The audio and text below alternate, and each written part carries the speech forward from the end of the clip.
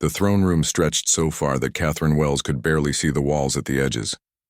Crystal pillars reached up toward a ceiling that glowed with artificial stars.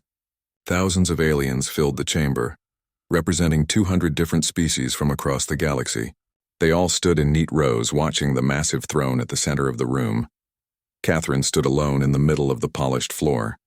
Her simple gray suit looked plain compared to the colorful robes and exotic armor worn by the other diplomats. She was the only human in the entire building, the only human on this planet, the only human representative sent to what the Zorathian Imperium called the most important gathering in galactic history. Emperor Vexthor sat on his throne made of some kind of blue crystal that seemed to pulse with inner light. He was tall, even sitting down. His skin had a dark purple tone, and 4 eyes arranged in a square pattern on his face, all focused on Catherine.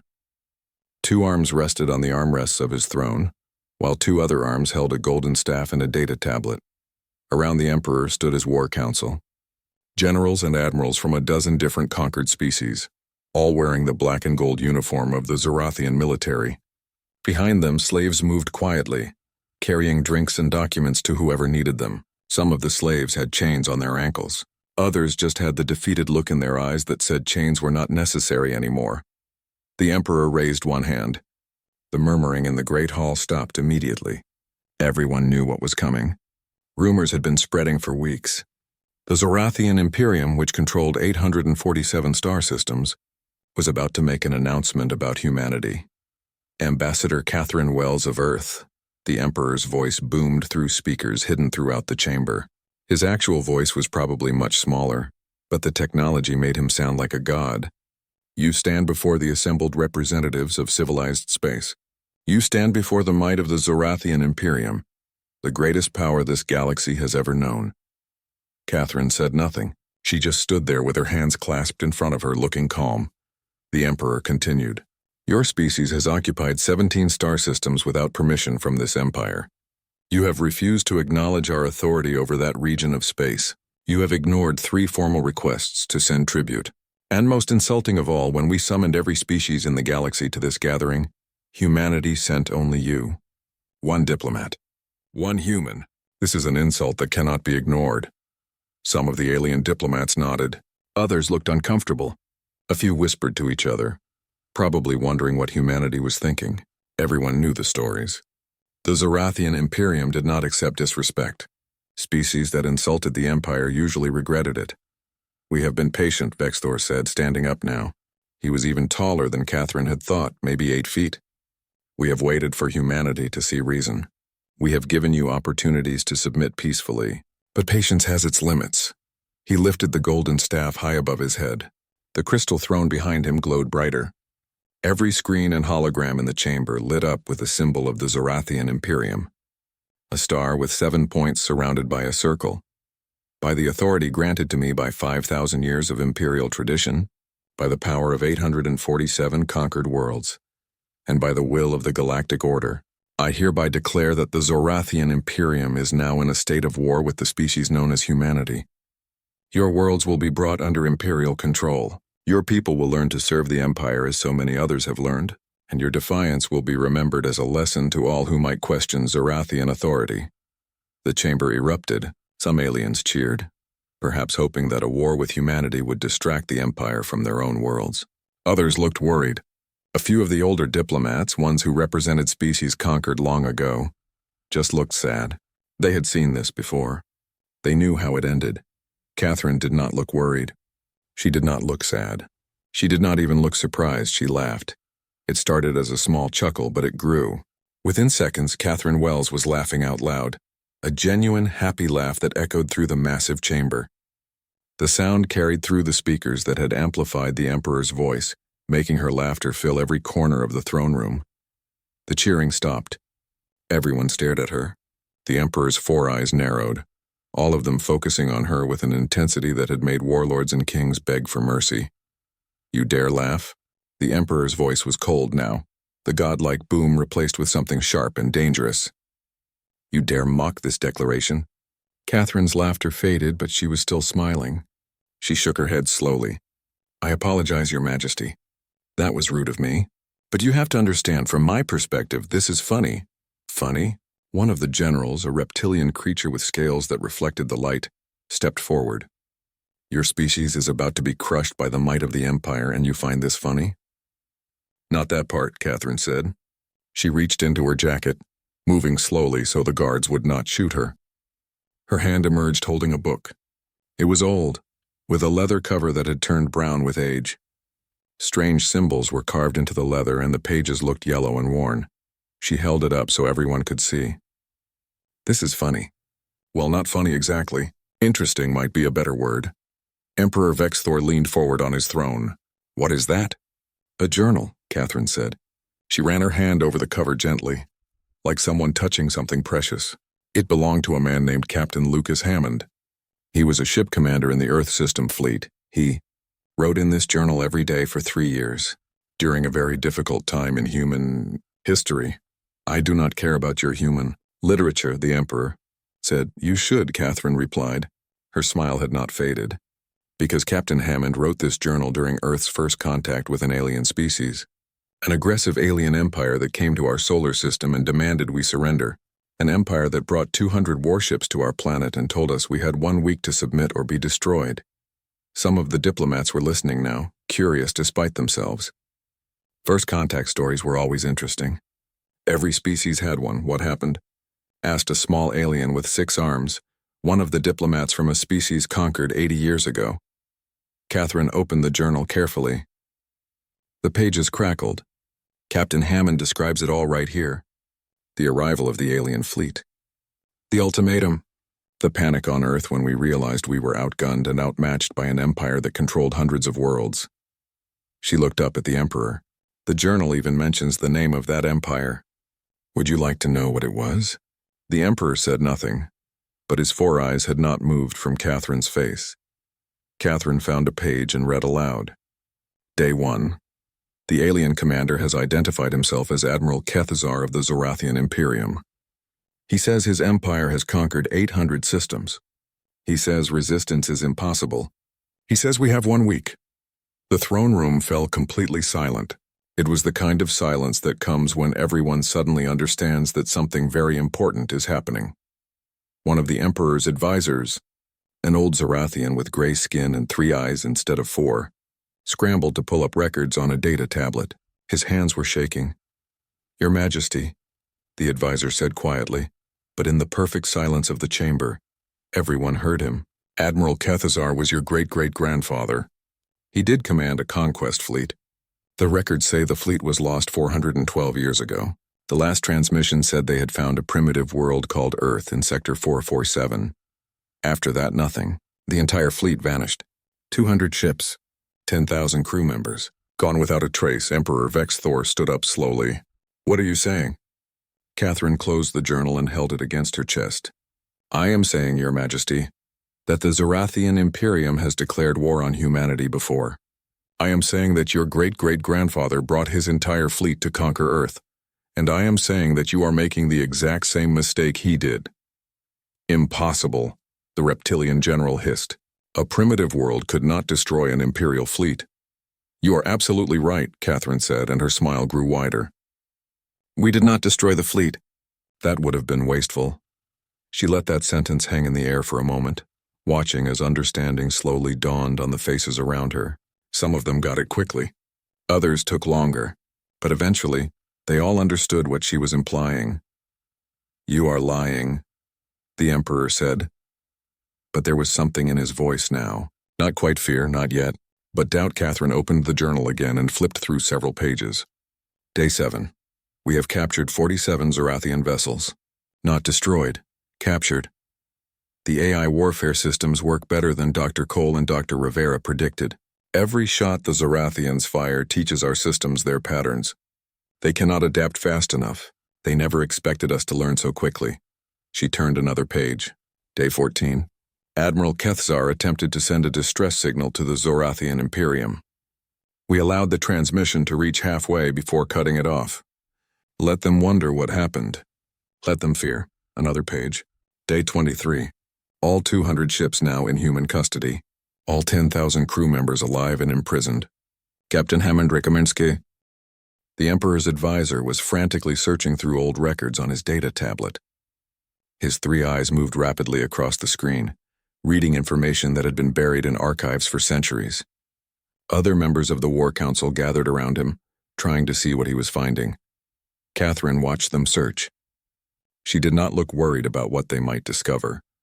In fact, she looked like someone who wanted them to find exactly what they were looking for. She stood calmly, her hands in her pockets now, waiting.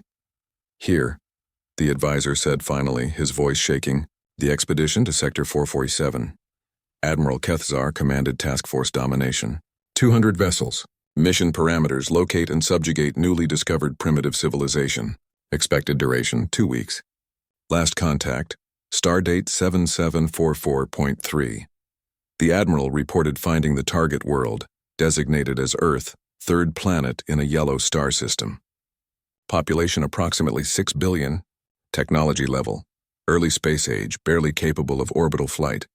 No energy shields, no plasma weapons, no faster-than-light capability." He looked up at the Emperor. "The report ends there, Your Majesty. Task Force Domination never made another transmission. Search parties were sent 20 years later, but they found nothing. No debris, no trace of the fleet, no sign of the planet Earth. The search parties concluded that some unknown spatial anomaly must have destroyed the fleet." "Not an anomaly," Catherine said quietly. "We just hid very well." One of the other diplomats, a feline creature with orange fur, spoke up. Her voice was careful, like someone trying not to offend either side. "Ambassador Wells, you are claiming that Earth, a primitive civilization with no advanced weapons, defeated an Imperial task force of 200 warships?" "Not quite," Catherine said. She pulled the journal out again. "Defeated implies we won through superior strength. That is not what happened. We won through superior learning speed." She opened to a page she had marked earlier. "May I read more of Captain Hammond's account? I think it will answer your questions better than I can." The Emperor gestured impatiently. "Continue."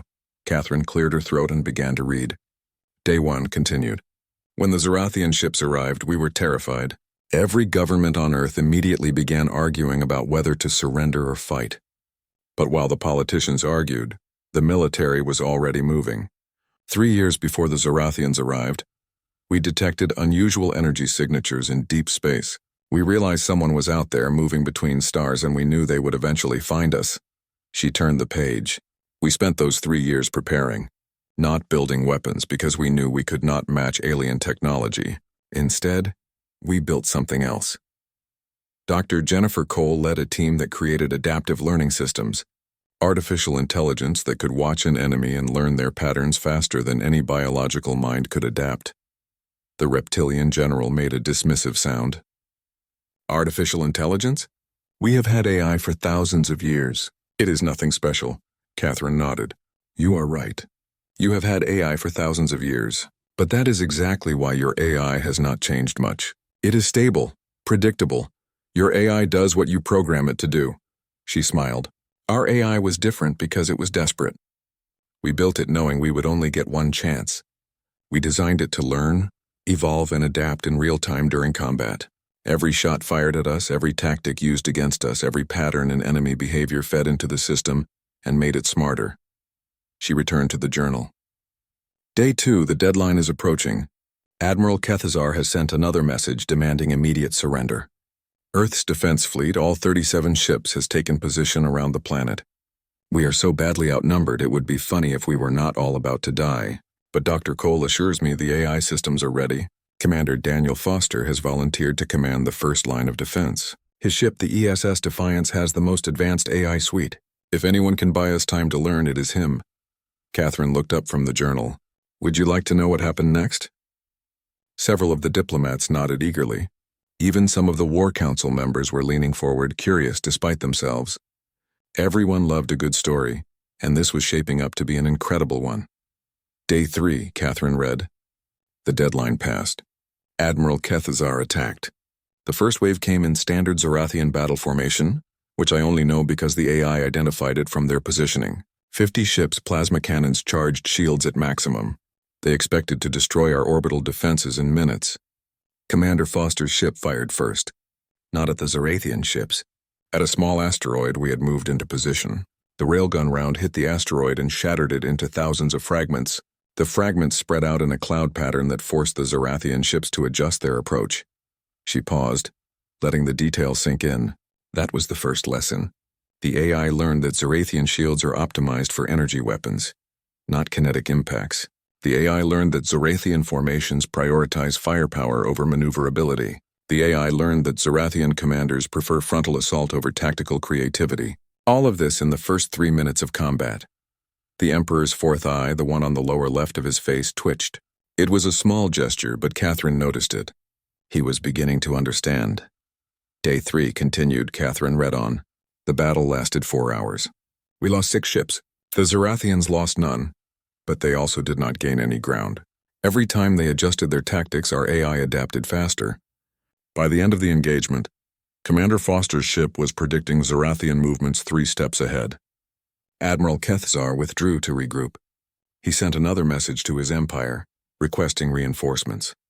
We intercepted the transmission and let it continue for exactly 47 seconds before jamming it. Let them hear his voice. Let them hear the uncertainty. But do not let them hear his coordinates. The old advisor was checking something on his tablet again. That matches the timeline. There was a partial transmission received from Task Force Domination on stardate 77445. The message was garbled, but analysis suggested the Admiral was requesting support. High Command debated sending reinforcements, but without clear coordinates, they decided to wait for a follow-up transmission that never came. Catherine nodded, because we made sure it never came. She turned several pages in the journal. I will skip ahead a bit. Days 4 through 6 are technical details about the AI improvements and battle strategies. Very interesting if you like military history, but probably boring for most people here.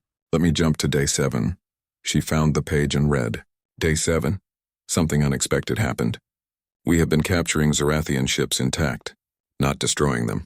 The AI figured out how to disable their power cores without detonating their reactors. It is actually quite elegant. A precisely timed electromagnetic pulse at a specific frequency.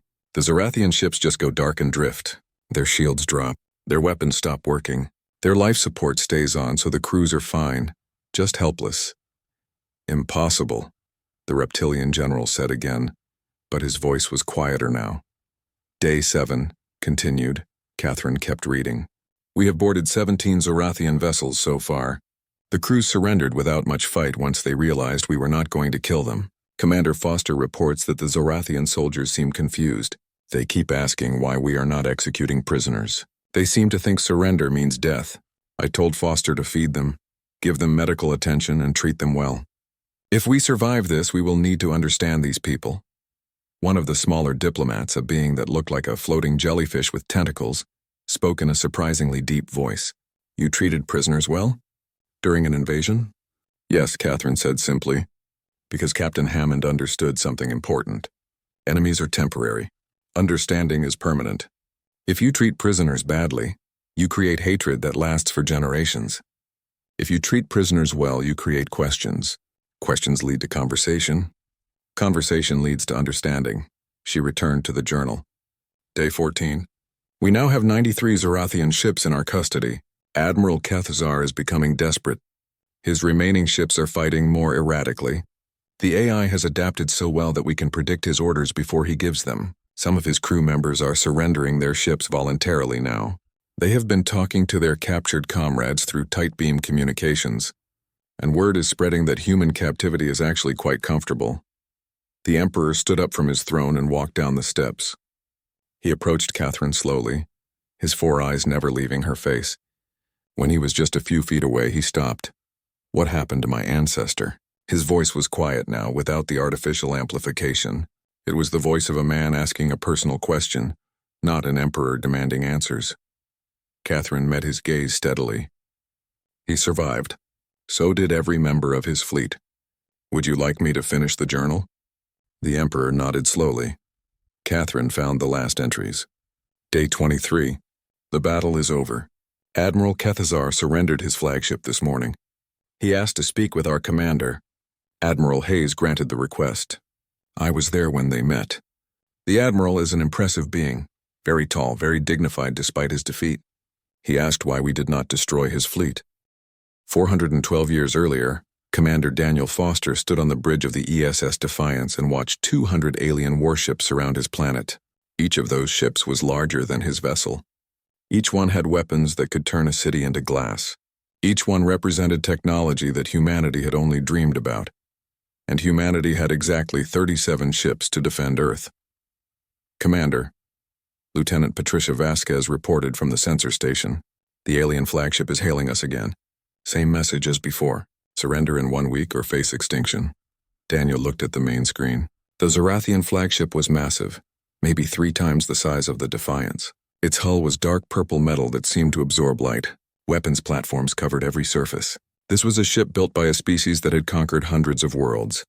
Ignore the hail, Daniel said calmly. How are the AI systems? All green.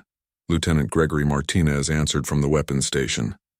Dr. Cole's team finished the final calibrations an hour ago. The system is ready to learn, Daniel nodded.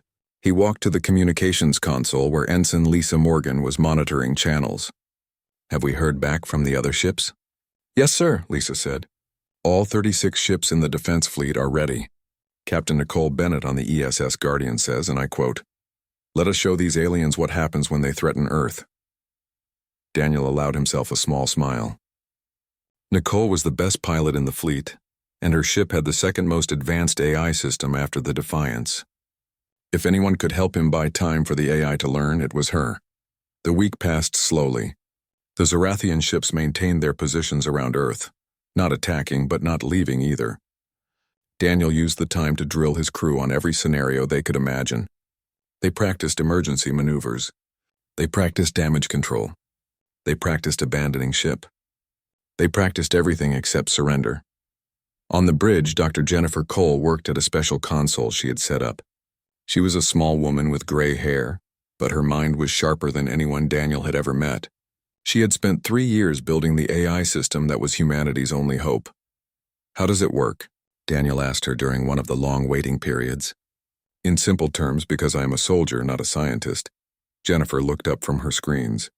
Imagine you are fighting someone who knows 1,000 different martial arts techniques. You only know 10 techniques. In a normal fight, you lose. But what if every time they attack you, you instantly learn their technique and know how to counter it? By the time they have used 100 techniques, you know 100 counters. By the time they have used all 1,000, you know all 1,000 plus the counters. So the AI learns from the enemy, Daniel said. Not just learns, Jennifer corrected. It evolves. Every shot they fire teaches it their weapon capabilities. Every maneuver they make teaches it their ship handling. Every formation they use teaches it their tactical doctrine. The AI absorbs information faster than any biological mind can process it. The Zorathians will be fighting an enemy that grows stronger with every second of combat. What if they adapt too? Daniel asked. Jennifer smiled grimly. They will try. But adaptation takes time. Biological minds need to observe, process, communicate, decide, and implement. Even with their advanced technology, that cycle takes minutes. Our AI does the same cycle in microseconds. On the 7th day, the deadline arrived. The Zorathian flagship broadcast one final message. Admiral Kethzar's voice was translated automatically by the Defiance's computers. Humans of Earth, your time has expired. You have chosen defiance over wisdom. The Zorathian Imperium will now demonstrate the price of such foolishness. Surrender now and your species will be allowed to serve the Empire as workers. Resist, and your species will be eradicated. Daniel took a deep breath. This was it. 400 years from now, humans would either remember this day as the end of their species, or as the day they proved they could not be conquered. All ships, he broadcast on the Fleet Command channel. Execute Protocol Winter, Protocol Winter. The name came from an old Earth saying, if you cannot stop winter from coming, make sure you have prepared for it. Humanity could not stop the Zorathians from coming, but they had prepared. The first wave of Zorathian ships moved in. 50 vessels in a tight formation, shields glowing with purple energy. They approached Earth's orbital defense grid slowly, confidently. The way predators approach prey they know cannot escape. Target solution locked, Gregory reported. AI recommends firing at coordinates 447 Mark 223. Target is the asteroid we moved into position last month. Daniel did not question the AI's recommendation. That was the whole point of the system. Trust the machine to think faster than any human could. Fire.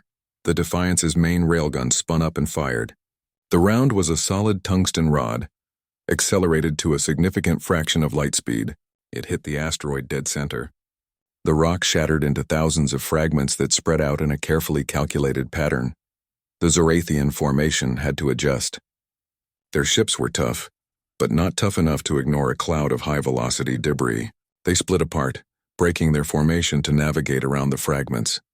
AI is tracking 50 individual movement patterns, Jennifer said excitedly, processing thrust-to-weight ratios, maneuvering speeds, shield fluctuation during course changes. Learning rate is optimal. The Zorathian ships cleared the debris field and opened fire. Plasma bolts lit up the darkness of space. Bright purple beams of superheated gas powerful enough to melt through most known materials. The bolts streaked toward the human defense fleet. Evasive maneuvers, Daniel ordered. Pattern Gamma. The Defiance twisted and rolled, its engines pushing it into a tight spiral. Plasma bolts passed through the space where the ship had been milliseconds before.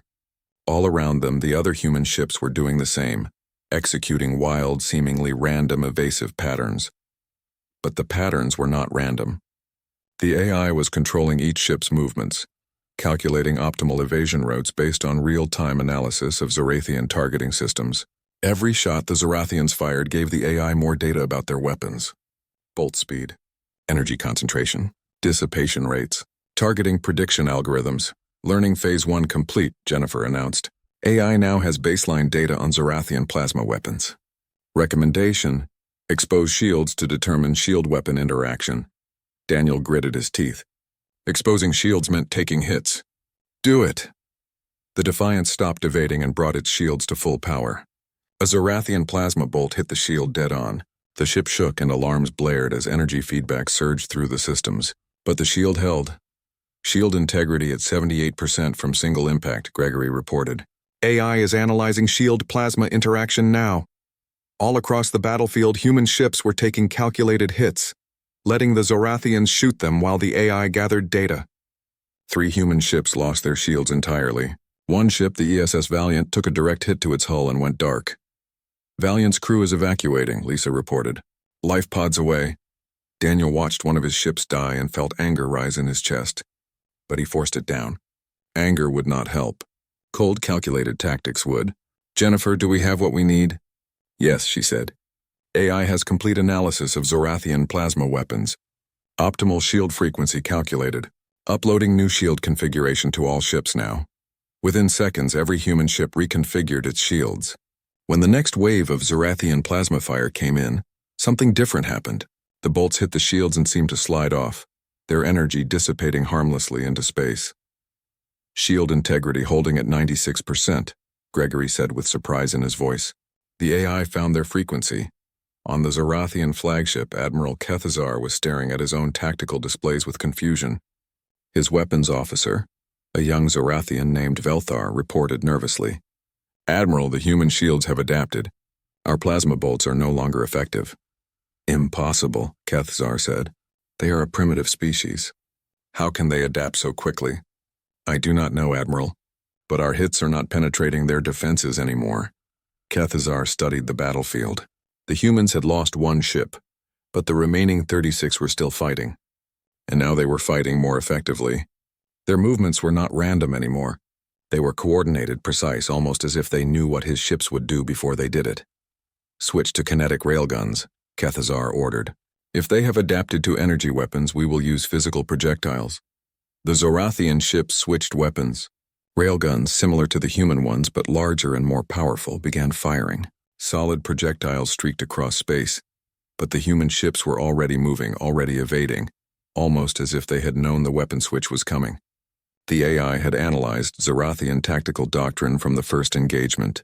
It had predicted that faced with ineffective energy weapons, the Zorathians would switch to kinetics.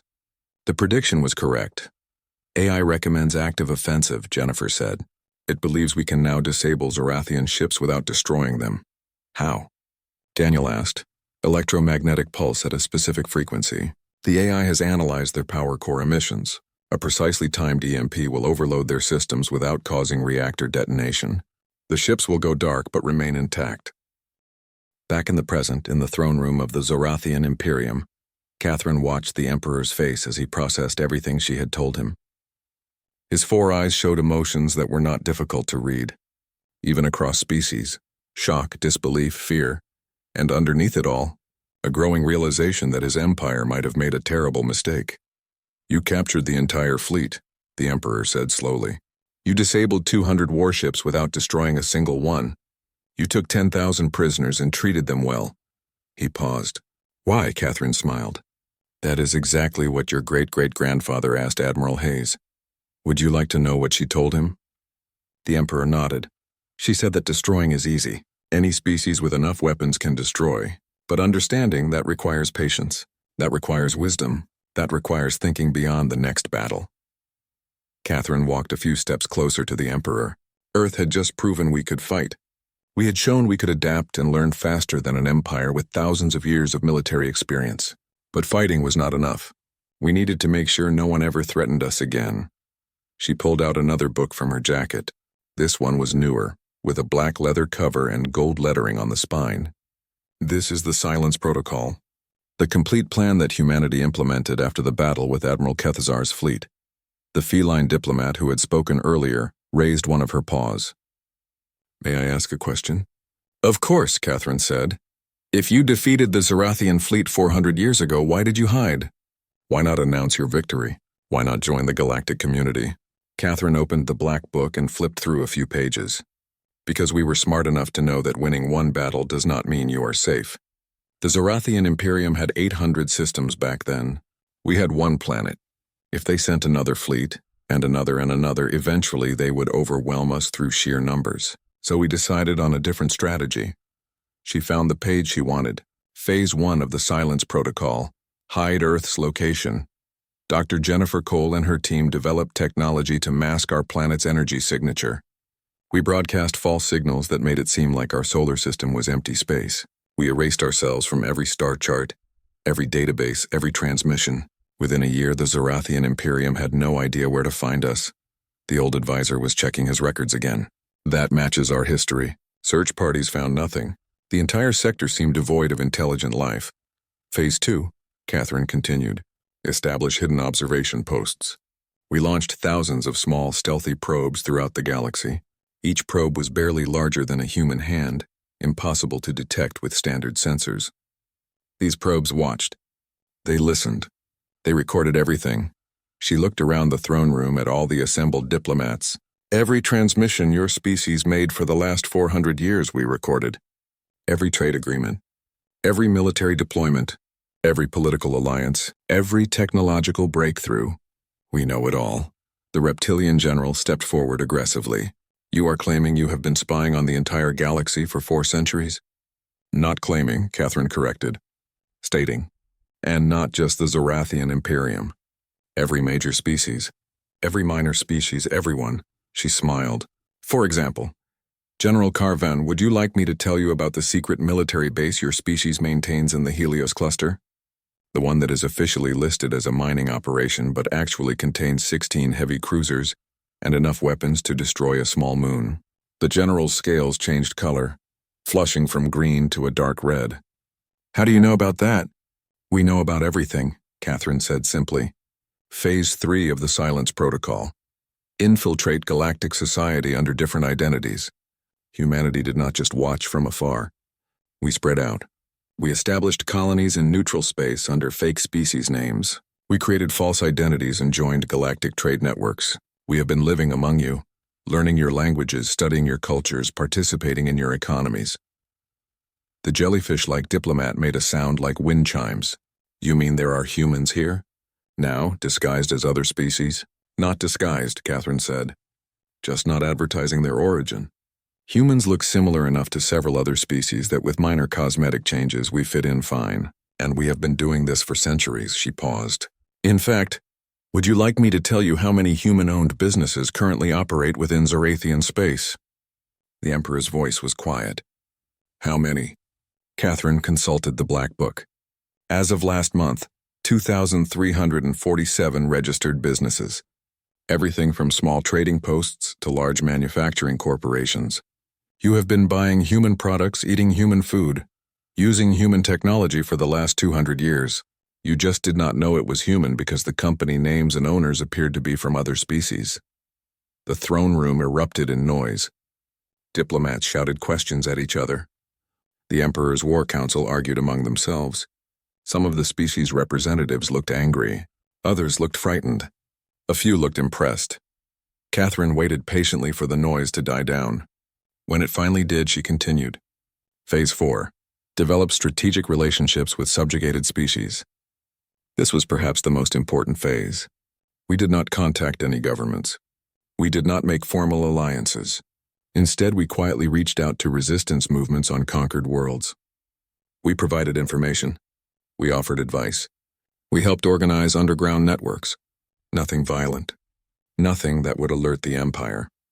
Just quiet support for people who wanted freedom. She looked directly at one of the diplomats, a being with blue skin and 6 arms. Ambassador Pelvin, I believe your people have a resistance movement on your homeworld. They call themselves the Free Winds. They have been fighting Zorathian occupation for 60 years. Pelvin's 6 eyes widened. How do you know about the Free Winds? They are secret. Even most of my people do not know they exist. We know because we have been helping them, Catherine said gently. Not with weapons. Not with soldiers.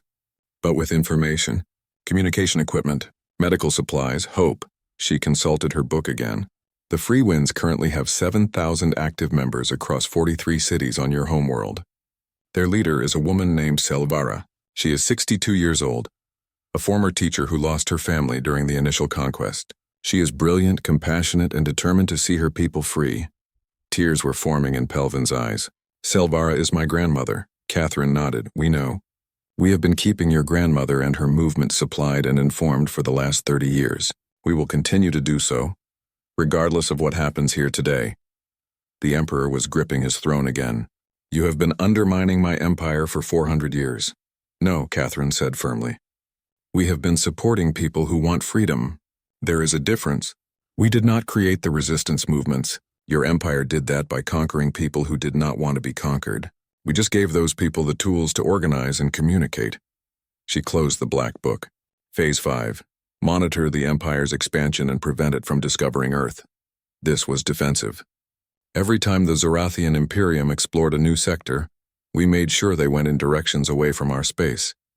We created false signals that made certain areas seem uninteresting or dangerous. We gently guided your exploration patterns over centuries. You thought you were choosing where to expand, but really we were choosing where you did not expand. The Emperor stood up. He was angry now, his 4 eyes blazing. You manipulated us. For centuries you have been pulling strings, controlling our empire from the shadows like we are puppets. Not controlling, Catherine corrected. Guiding, gently, carefully. Making sure you never found Earth while we prepared. She met his gaze steadily, and it worked. For 400 years we have been safe. We have grown. We have learned. We have built defensive systems that make what we had 4 centuries ago look like children's toys.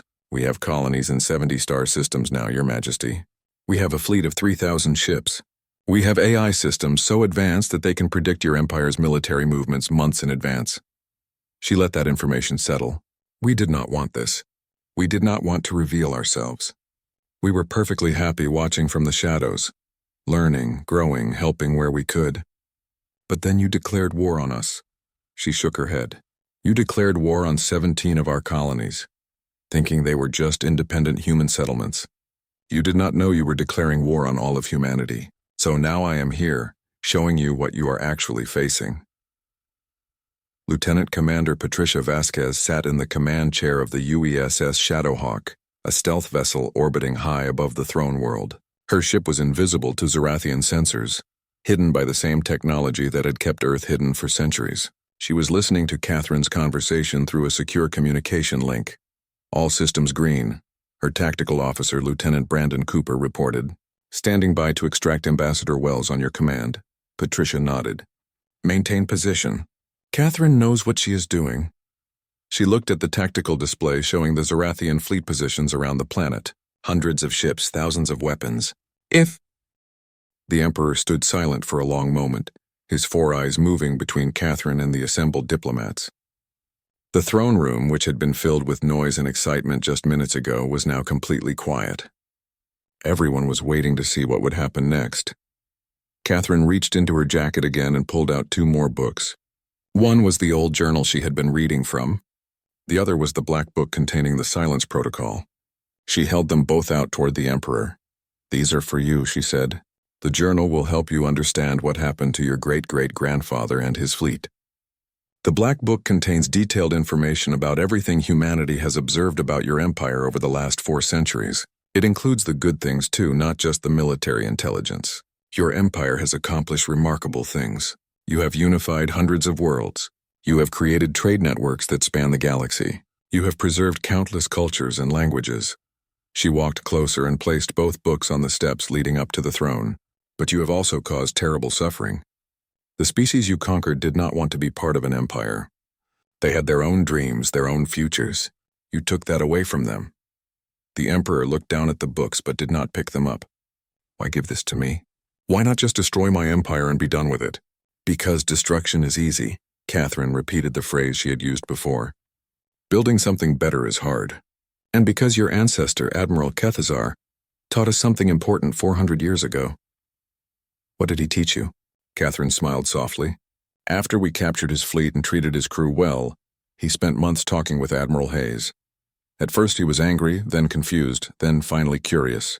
He wanted to understand why humans fought so hard but did not want to conquer. One day, Admiral Hayes took him to see Earth from orbit. She showed him our cities, our farms, our oceans. She told him about our history, our wars, our mistakes. She explained that humanity had spent thousands of years fighting each other, before we finally learned that cooperation works better than conquest.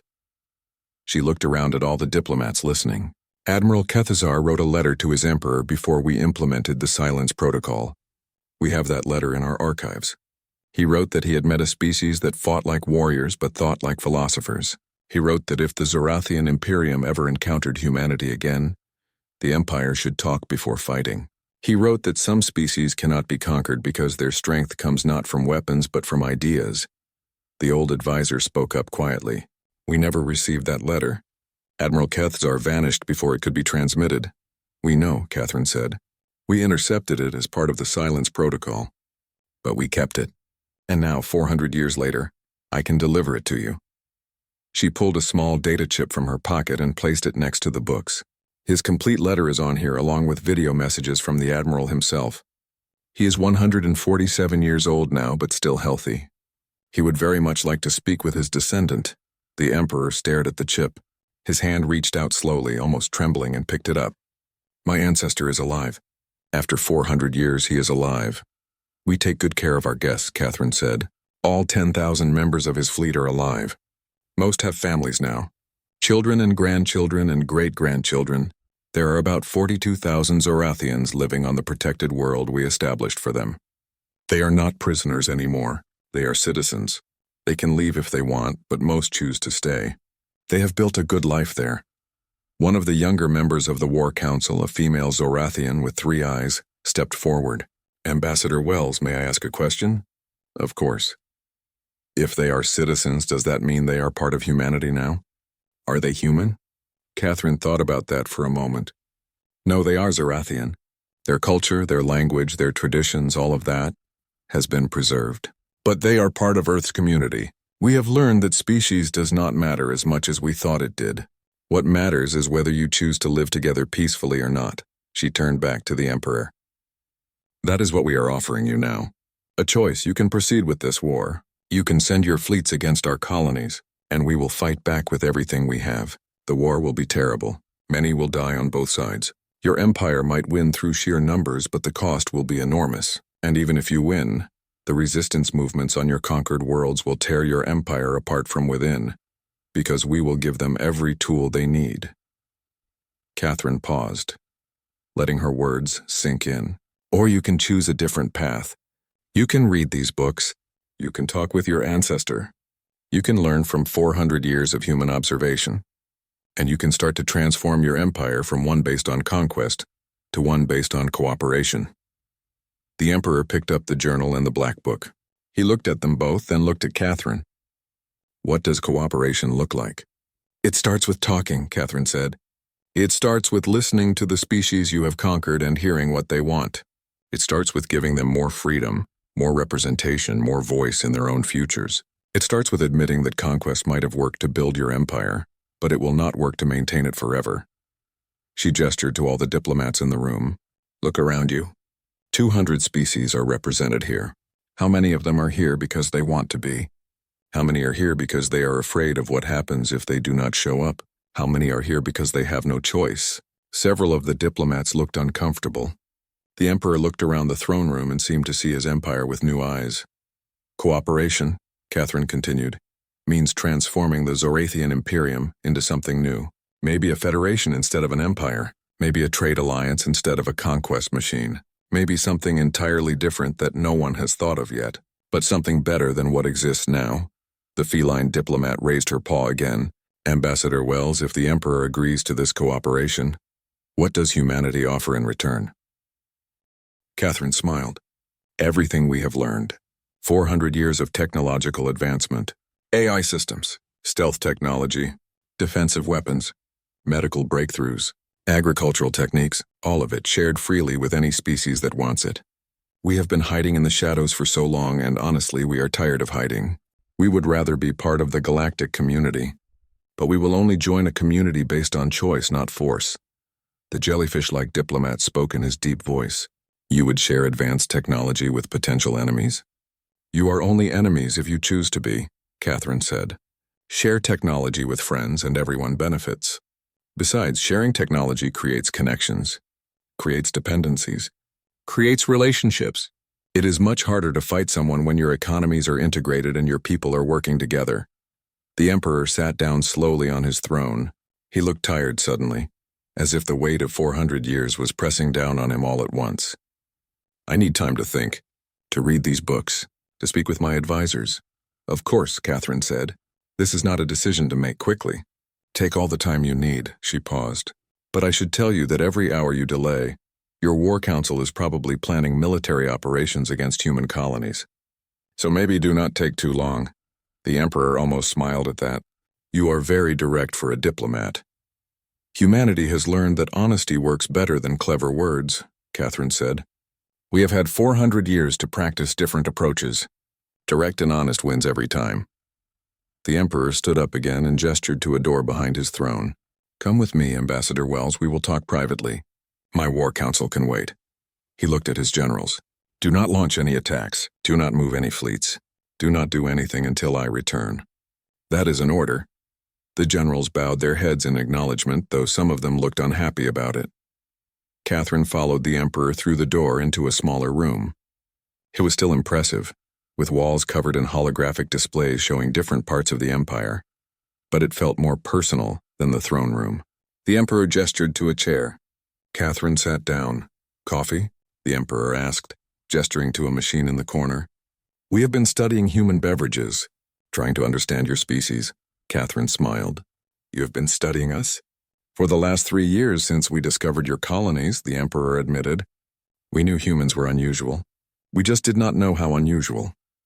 He prepared 2 cups of coffee, surprisingly skilled with the machine.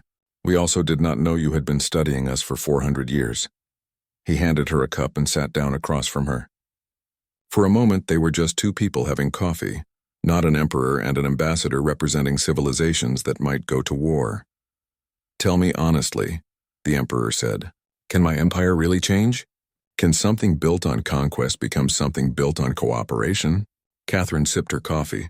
It was actually quite good. Yes, but it will be hard, very hard.